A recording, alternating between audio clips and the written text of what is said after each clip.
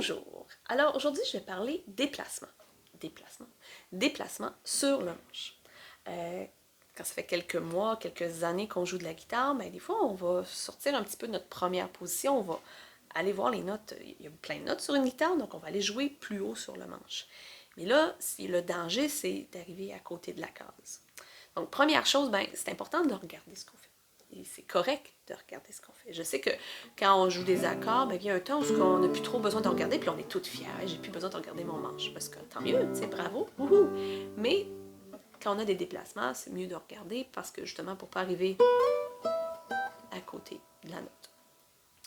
Je vais prendre un exemple d'une tune très connue en guitare classique, mais ça s'applique vraiment pour tous les instruments avec des manches comme ça. Donc guitare, ukulélé, banjo, guitare électrique, donc peu importe le style, jazz, heavy metal. Donc c'est des principes que vous pouvez appliquer sur ces instruments et ces styles-là. Alors je vais y aller avec une pièce classique, donc les jeux interdits, donc le fameux... je commence la bonne note. Ça fait longtemps. Okay.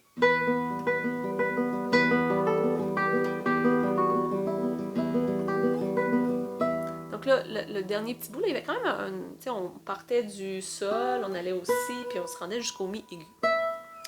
Donc, je parlais de ce petit bout-là, entre autres, mais c'est quelque chose qu'il faut faire pour toute la pièce. Donc, première chose, c'est de voir c'est quoi les notes que j'ai besoin. Donc là, on va parler de ces trois notes-là. Donc, j'ai besoin du sol, j'ai besoin du si et du mi. Donc, de voir ils sont où ces notes-là de 1. Donc là, c'est troisième case, septième case, puis 12e case. Donc ensuite, de voir comment je peux me repérer sur le manche. Le manche, il est long, toutes les cases se ressemblent. Mais là, il y a des petits points. Il y en a qui sont sur le dessus ici pour les guitares acoustiques ou électriques, mais pour les guitares classiques, ben, il y en a sur le bord ici du manche.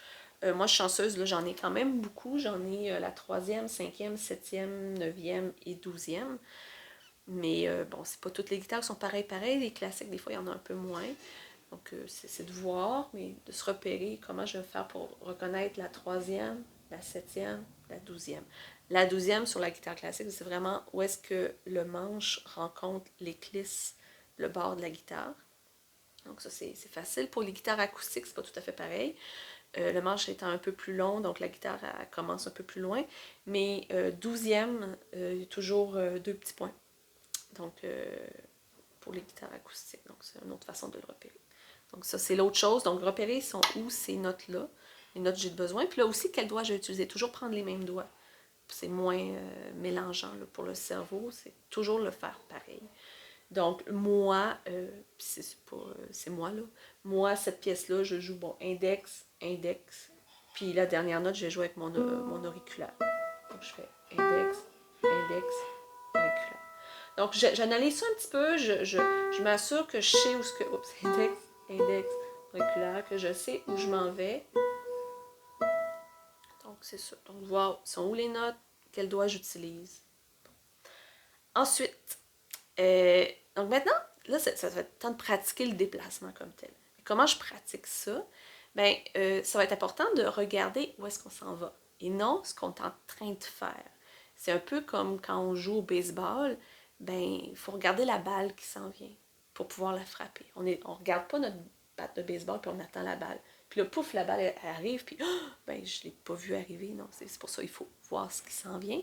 Ben il faut voir ce qui s'en vient sur le manche. Donc on regarde toujours la note vers laquelle on s'en va. Donc par exemple, pendant que je suis en train de jouer le sol, ben, mes yeux vont déjà être sur le si. Donc je joue le sol, mes yeux sont sur le si. Pendant que je joue le si, mes yeux sont déjà sur le mi.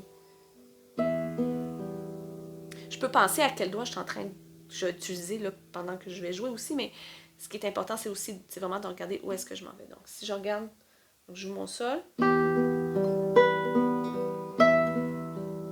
Là. Si je regarde pas ce que je fais,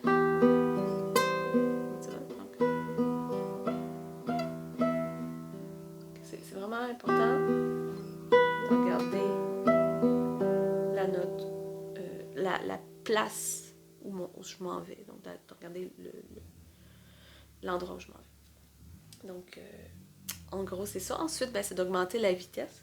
Mais c'est vraiment, au début, de travailler lentement.